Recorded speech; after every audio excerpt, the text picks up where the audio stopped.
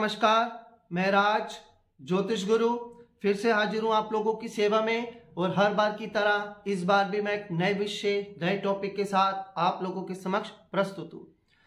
मित्रों, हमारे कुछ लास्ट के वीडियोस सूर्य के ऊपर आधारित रहे हैं, जिसमें हम बात कर रहे हैं कि सूर्य अगर विभिन्न भावों में बैठा हो तो उसके क्या क्या परिणाम या क्या क्या फल हो सकते हैं।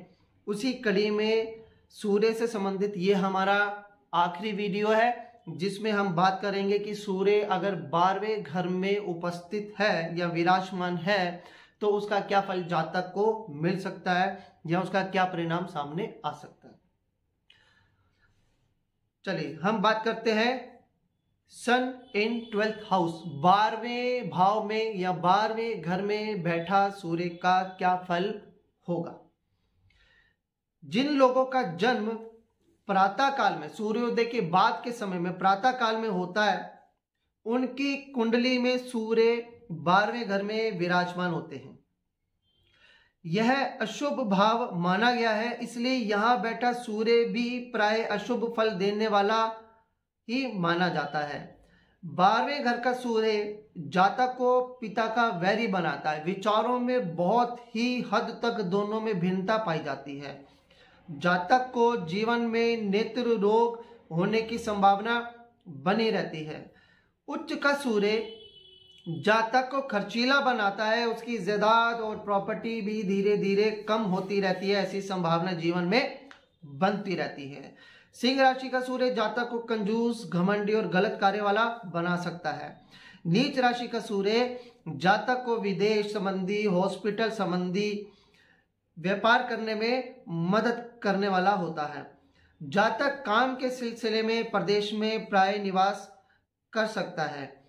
अन्य राशियों में 12वें घर में बैठा सूर्य जातक को सरकार से दंड भी दिलवा सकता है।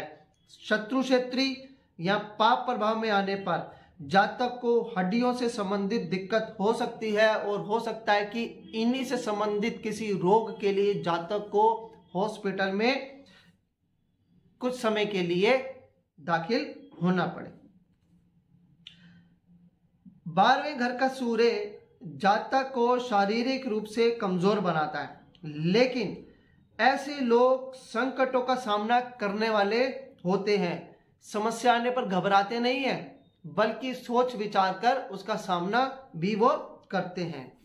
12वें घर का सूर्य मामा पक्ष से संबंधों में खटास पैदा करता है, लेकिन जातक हमेशा ही अपने शत्रुओं पर भारी रहता है। कभी भी अपने शत्रुओं से वो 19 नहीं होता, हमेशा शत्रुओं के आगे वो 20 ही रहता है।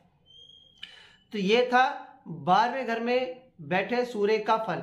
एक बात मैं अपने सभी व्यूअर्स और मित्रों से कहना चाहूंगा कि देखिए, ये हम एक ग्रह को लेकर हम बात कर रहे हैं कि एक ग्रह के एक पर्टिकुलर भाव में आने पर ये संभावनाएं हो सकती हैं या ऐसे संभावित फल हो सकते हैं। लेकिन जैसे कि आप सब ज्योतिष प्रेमी हैं, आप सबको थोड़ा थोड़ा ज्ञान होगा, मैं फिर भी आपको बता दूं कि अगर दूसरे ग्रह के साथ रिलेशन बन जाता है या सूर्य के साथ कोई दूसरे ग्रह आ जाते हैं या सूर्य के ऊपर किसी दूसरे ग्रह की दृष्टि आ जाती है, तो मित्रों फलों में अंतर हो जाता है। बहुत हद तक फलों में अंतर संभव है। ज्यादा ग्रह होंगे, ज्यादा दृष्टि होगी, सूर्य पर ज्यादा प्रभाव होगा, फलों में काफी उतार चढ़ाव आ जाएगा। अगर मान लीजिए सूर्य कहीं पर शुभ फल दे रहा है और उस पर पाप ग्रहों की दृष्टि आ गई तो उसके शुभ फलों में कमी हो जाएगी। शुभ ग्रहों की दृष्टि आ गई तो सूर्य की शुभता बढ़ जाएगी। इसलिए ये जो हम बताते हैं ये संभावित फल होते हैं।